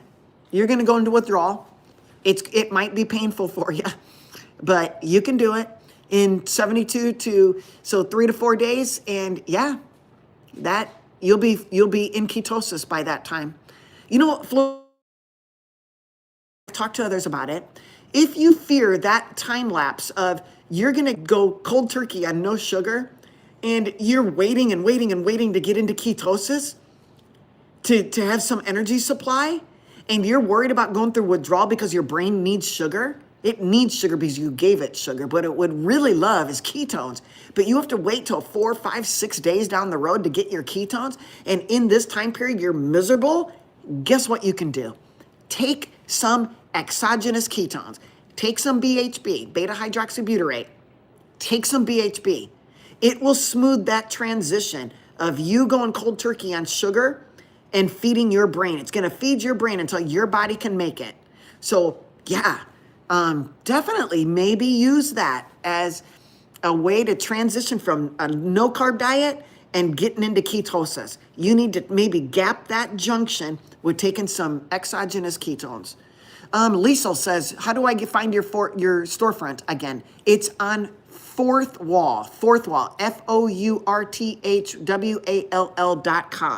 And I'm IronLadyDoc. But Lisa, if you remind me or text me or, yeah, I'll send you the link. I would appreciate that. Thank you.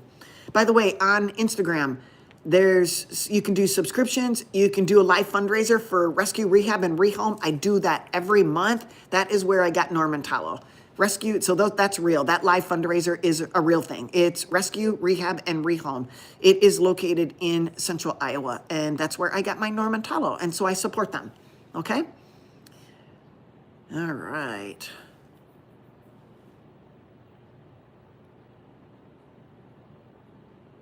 Let's see. Tanya's listening from Chattanooga, Tennessee. Good, thank you for being here. Geo is listening from Chicago, the country, the state, and the city of Chicago. Yes, habanero, dropping your fruit will help to drop triglycerides. Fruit is a combination of glucose and fructose, and that fructose is going directly to the lab, it's going to the lab. It's going directly to your liver, where it's being packaged into VLDL, otherwise known as triglycerides. So get rid of the fruit, you guys. There's no nutritional value, none. Lonnie, good morning from Washington. Nice. Oh, Joyous, thank you. I'm glad you're here and finding it good. They still have AOL. They do, Rudy. It is alive and well. I've had it since 90, when did it start? Was it 1991 or 92? No. Was it? No, maybe 1995. I can't remember. Since the very day when they first started AOL. It's kind of my trademark. I stick with those trademarks. AOL, it functions. I have no problems.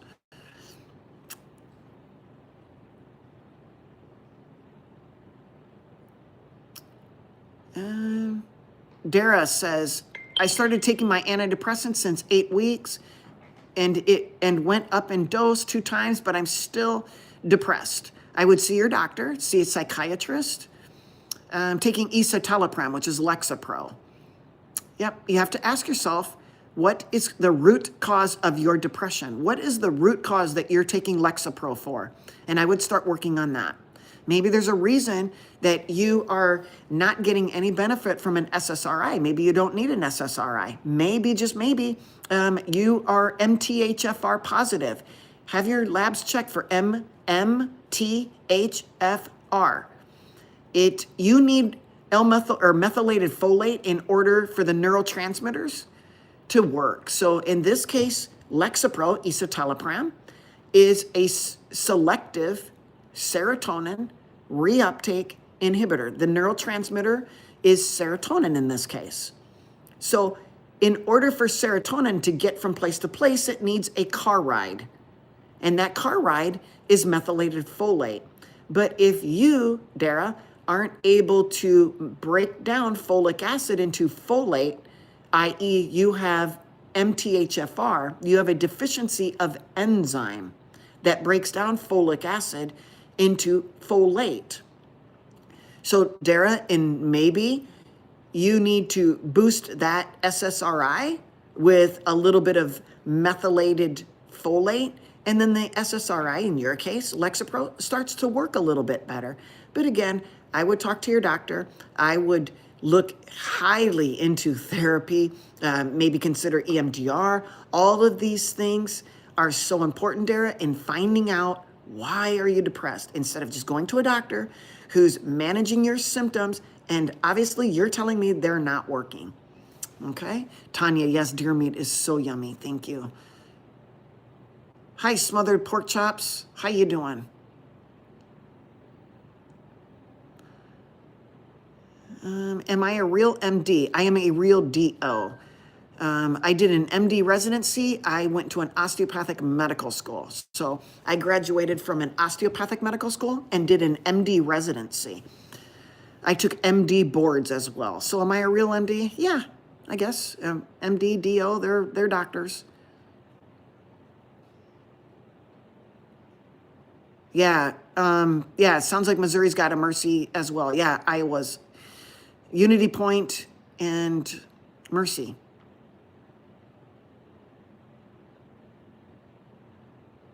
Do you have a website? I do not. I am on social media only.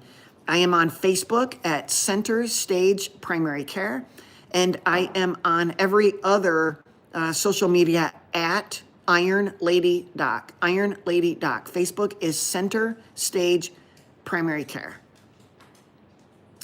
What do I think about oxalates? They're in foods that we shouldn't eat. Oxalates bind to things. Oxalates are chemical, are toxins. Oxalates are toxins that plants make in order to protect themselves. Oxalates decrease the absorption of calcium, magnesium, iron, selenium, zinc, B vitamins, amino acids. That's what I think about oxalates. I would never eat a $30 ribeye steak alongside a bunch of vegetables, and those vegetables are decreasing the value of my $30 ribeye to $5. I avoid oxalates. Okay? All right. Yeah, Instagram, Facebook, Rumble, X, at IronLadyDoc. Thank you, Lucy. I appreciate that. Well, Gio says, why does it take so long to heal? You just answered your question. I sit for work a lot. The moving it's not getting any blood flow. You're causing, a lot of problems in your muscles. They're just not meant to be sitting all day long, and they're getting older. You told me that, Gio. They're getting older. Protein synthesis goes down as we age. You're very welcome, Gio. You're welcome, Blue. I appreciate you being here. And thank you, Tanya. Keep sharing. I appreciate that.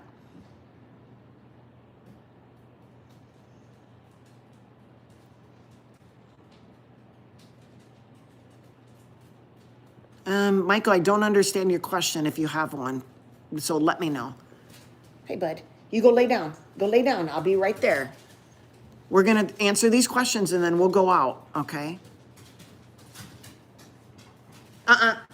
You guys, go lay down. Talo, go lay down. Go lay down. Good boy. Go lay down now. Talo, go lay down. Go lay down. All right.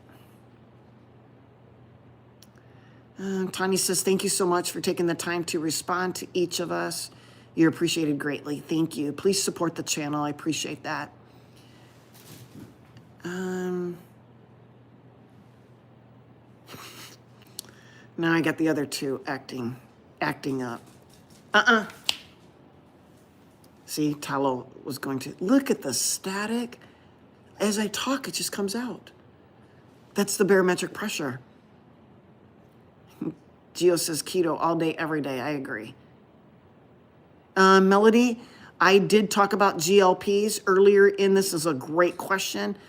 So yeah, please go back. And I talked extensively earlier about GLPs. Okay. So instead of going over it again and getting some of these other questions answered would be in our best interest instead of going over that again. Hey, Brad, thanks for being here. And Lucy says she just did her 30-minute walk. Awesome. And I'm guessing you went outside. Is that right, Lucy?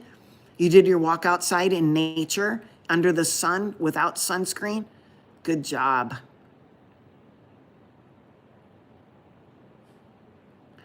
Oh, Dara, I'm sorry to hear of your difficulties with your psychiatrist. You might want to look into a different one, okay? Dara, how do you spell? It's just all capitals. Capital M, capital T, capital H, MTHFR, Frank Romeo. So all capitals, and you can get tested. I just looked it up actually for somebody else, and if you had no insurance, it's around $165 to get it checked. MTHFR.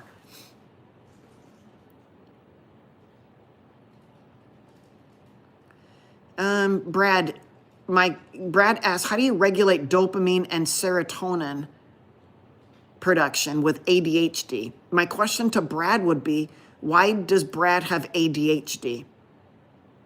Okay? You're just not born with ADHD. Okay? Something is going on. And if you'd like to consider a consult, we can talk about it. Just email me at ironladydoc@aol.com. See your primary care physician. Well, Dara, you can maybe ask these things. Ask if you can have therapy.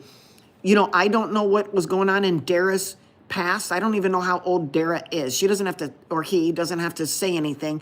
But listen, there's got to be some root that is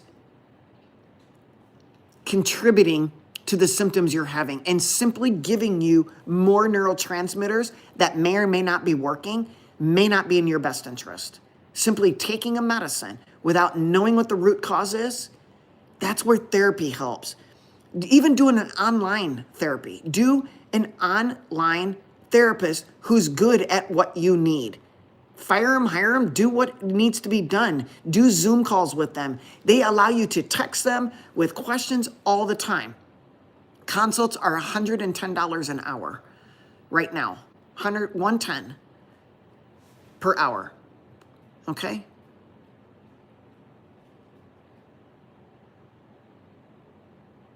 Yeah, Dara, I am sorry to hear of your troubles, taking leave of absence without pay. I mean, that's just going to get you more in a position where you're just more and more down and more depressed. But what is it that where's the root cause? Where is it inside of you that is bringing out symptoms of depression, feeling low and down and blue? Something that it could be back to your childhood, the way you've been brought up. Who are your parents? Where did, how did they raise you? All of these things, talking about your symptoms, talking about your nuances, talking about your relationships, talking about how you go day to day through things. A lot of these things will trigger a good listener into saying, okay, so I see that you're attracting these same people in your life. And then we look at your parents, and gosh, these same people that are in your life are just like your parents. And then you look back even further about their parents or brothers, sisters, or, things that trigger you. You cry at this, you laugh at that. All of these things, Dara, can be figured out with the best therapist. A psychiatrist, all they do is get their pen and pad ready. Or in this case, their clickety-clack. They're just going to adjust the medicines. They're just going to make sure that you just don't commit suicide. They don't want you to commit suicide on their watch, on their medicines. They're not helping you. Okay? Talk to somebody. 5 billion or dinner with Jesus? Not even close. Jesus all the way. Yeah, you couldn't even give me $5. 5 million? No.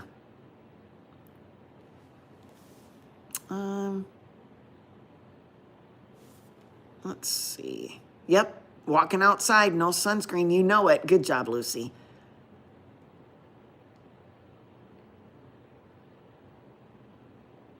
Yes, MTHFR, exactly. You got it right, Dara. That's a test. It's a blood test.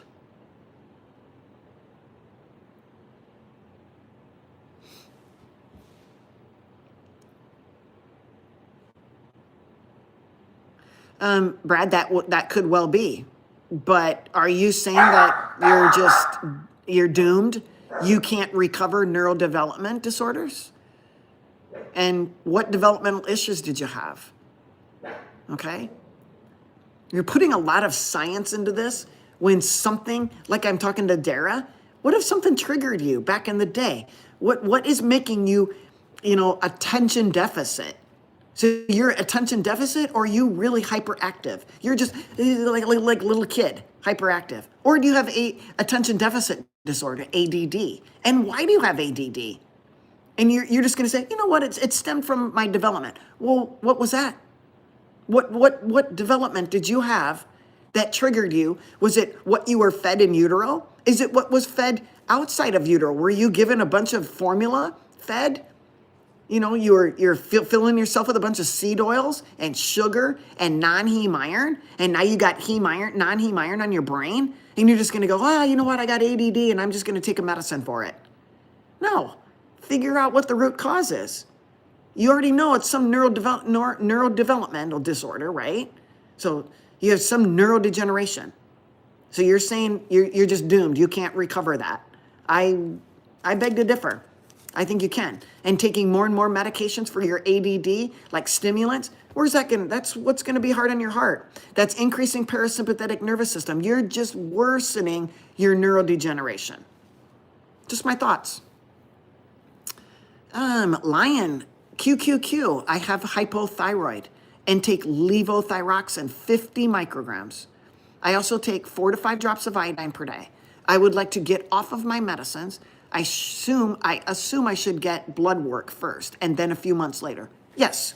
So get a baseline, and maybe that amount of iodine isn't enough. I don't know. We also got to make sure that is your T4 that's produced from your thyroid. So we have about 100% of T4 and about 20% of T3 is produced from your thyroid.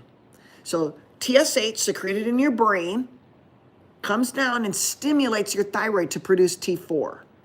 And then all of the T4 and 20% T3.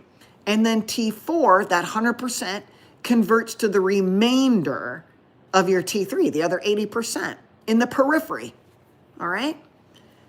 So you want to check a TSH, a free T4, a free T3, a reverse T3, a TG, and a TPO. You want to check all of those things. Because what if you're giving yourself T4, you're telling me your thyroid's not making T4, but what if you're taking in all of this T4 and it's not converting to T3, the usable form? Okay? Now we have a conversion problem. So where's that T4 going? Is it going to a bunch of reverse T3? We don't know until we check labs. Okay? So, yeah, that good assumptions, and we can help walk you through that. Okay, Lion? You got it. Okay. Dara says, I'm 28 years old, still in my bachelor, and wanted to finish way earlier, but somehow couldn't because I can't cope with the pressure in the final exam. Yeah, Dara, I'm so sorry to hear that you're going through this. But again, I really think therapy is really in your, that is my root cause. Nope, that's not your root cause. It's something deeper than that, okay? It's much, much deeper. You couldn't cope with the pressure. Why can't you cope with it? Why? And then you say, well, then I got this. Well, then why do you got that? Well, I got that. But then why do you got that? You got to go deeper and deeper and deeper with all of these whys, okay? That there is not your root cause, okay?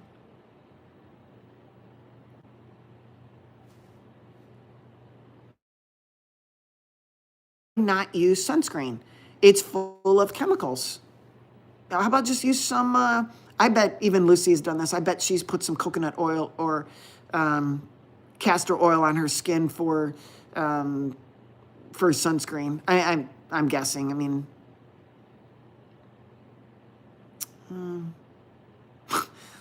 yeah, which dog scared the crap out of you?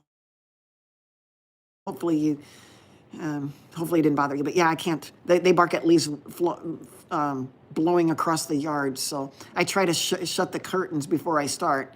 And I did. But sometimes they can sense a leaf. They don't have to see it. They sense it blowing. And then they bark at that. Yeah, Lucy, good point. She doesn't want to block the benefits of what the sun gives her. You're exactly right. Vitamin D production. You're absolutely right. The sun is so good for us. The sun actually helps us make nitric oxide. Nitric oxide is a vasodilator. It's so good for our heart and blood flow and our brain for blood flow. We need nitric oxide in our body. And as we age, guess what? Nitric oxide production goes down. So Lucy is going out in the sun, getting some nitric oxide, getting nature, breathing clean air instead of cramped up in her home. She's getting out from under LED lights if she has them. And she's enjoying God's beauty all around her. Everything that is God's creation. It's just a beautiful thought. Ooh, Dara, that's a great point. So Dara says, I think I only feel self-worth through accomplishments. This is very common. If your parent or parents were emotionally immature and didn't give you the nurturing that you needed when you were growing up, you were allowed to fend for yourself. You were independent. You did things your way because anytime you asked for help or you it known that you needed help, you might have been shunned.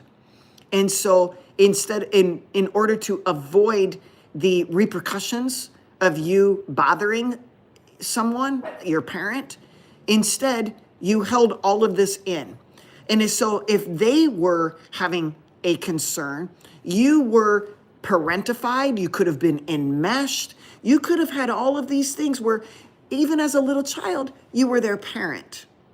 And so you were made to fend for yourself. Oh, and then they clap. They say, oh, she's so independent. She just does everything on her own. She's just so independent and she's so smart. And she gets good grades and does all. You're doing that and you're doing what you do perhaps for external validation. You never got it from you, your internal self, because you held that in for so long. Because if you were to go to your parents or to someone else, they would ridicule you. And so you never did. So you learned and you kept it inside your little girl or little boy and you kept it inside and you don't let these things out. And so you say, if I just do good enough, if I just try harder, if I get good enough grades, and eventually you have such guilt and shame about a C or a B plus that you feel this pressure to accomplish, to get the good grade. And so you would just rather give up because our self does not like pain. It will steer clear away from anything hard and anything painful. And it gets worse as we get older. We want easy and joyful. Anything that makes us happy, anything that makes us easy to do, we will go that direction. So it's easy for Dara to just shut down. I'm just not going to take the test. I'm going to do something else that's easier. This is way too much pressure because you were brought up into external validation. You needed external validation to make yourself feel good.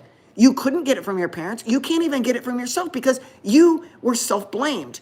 And you're taking all the shame and the guilt, and you're holding all this inside you. And your little person in you is taking it all in. And so it's trying to protect you. So when you come across something that's got a lot of pressure, it's like, hey, Dara, don't try it.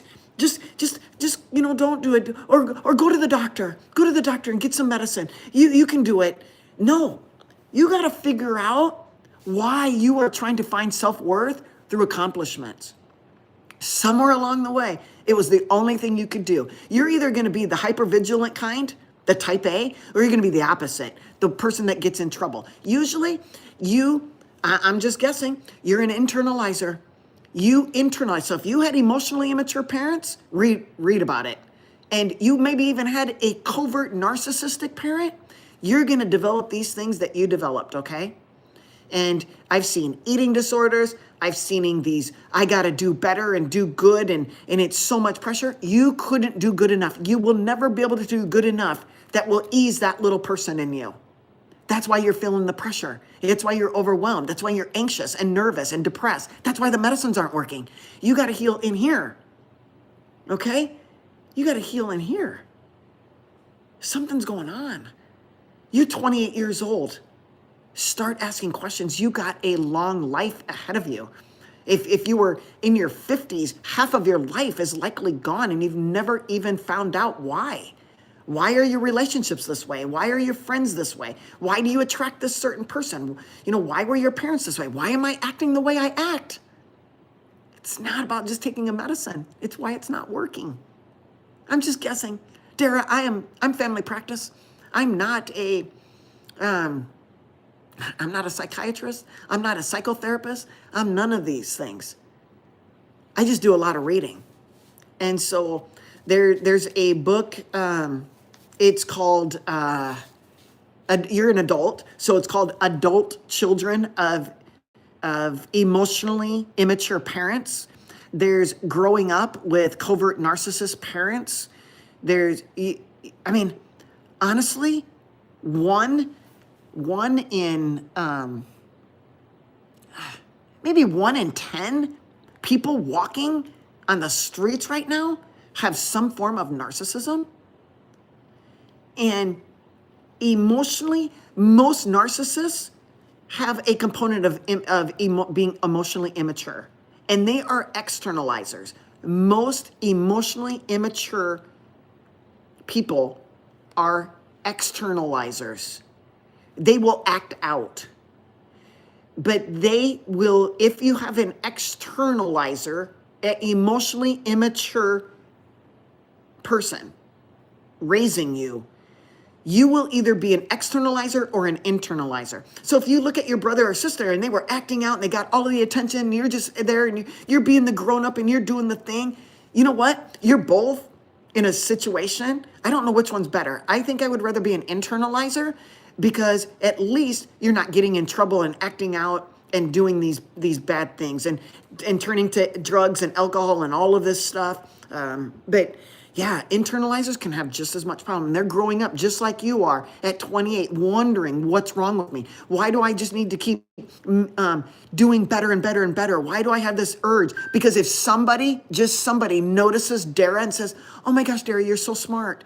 Oh my gosh, you get such good grades. You suck that up like a sponge. So if somebody tells you, oh, Dara, you're just so pretty and so handsome and you're just a beautifully smart person. You know what? You're going to suck that up from that person, and that person is sniffing you out from a mile away. They can sniff you out and they say, ooh, there's a sympathetic, emotional, compassionate person. That is what a narcissistic, immature, emotionally immature person sniffs out. Dara, it's, I will buy those books. Good. I think you'll be amazed. The emotionally immature one is by Gibson is the last name. And the covert narcissist is by Mays. Nah, I can't remember. I'd have to look it up. It has kind of like a reddish cover to it. It's really good. Okay. All right. Good morning, Penny. I think I got to all the questions. Doesn't look like there's any other questions on, let's see. Yeah, that looks like everything, you guys. So we'll call it quits today. As a reminder, consultations are available. Email me at IronLadyDoc@AOL.com. If you want a list of labs, like pertinent labs that you can ask your doctor for, just email me and I will send you a list of really good labs that you can ask your doctor for. I can't promise they'll order them for you. Static electricity. I can't promise they'll order them for you, but at least they'll have the list. If you can't get everything ordered and you need my help, I can help order them in most every state except for a few. And you can, but you'll have to pay for those on your own, okay? You'll have to pay for those on your own. So email me if you need a list of labs. If they won't order all of them, I can help order them for you, but you'll have to pay for them out of your own pocket. The store, you can DM me or email me and I'll give you the link for the storefront for Fourth Wall, Iron Lady Doc. And I think that's it. And Lord willing, I will be back tomorrow, 10 a.m., Sundays at 10 a.m. Oh, order what? I have apparel. There's coffee cups and there's aprons and there's clothing and all kinds of stuff that have my logos on them and things like that, just for supporting. It's just a support. But if you find out that you like the line of no longer bamboozled by the buffoonery, everything that we're talking about, we've been buffooned. We've been bamboozled into believing things that are not true. Okay? Things that are going on in our society, a lot of it's a lie. That's why you guys are here. You say, there's something wrong. There is something wrong. I can't put my finger on it, but there's something wrong. Yeah, there's definitely things wrong. Okay? All right. So, all right. Linda, bless you as well. Thank you, Dara, for being here and share this. Oh, where's the store? Tanya, it's on Fourth Wall. Tanya, if you email me at ironladydoc@aol.com. But Tanya, you're on YouTube, so it's in the description. It's in the description. Just click the link. Anybody who's on YouTube right now, and I will put it on Instagram, but anybody, it says storefront. It'll say storefront. Okay, so read the description. The link's in it. I totally forgot. I already put it in there. So the link is in there. So go to the storefront, support the channel, and wear the stuff proudly. Okay? All right, you guys. Have a beautiful rest of your day. Blue, yeah, you're welcome. Hopefully you guys will be back on tomorrow. We'll go over some more things. All right? See you guys.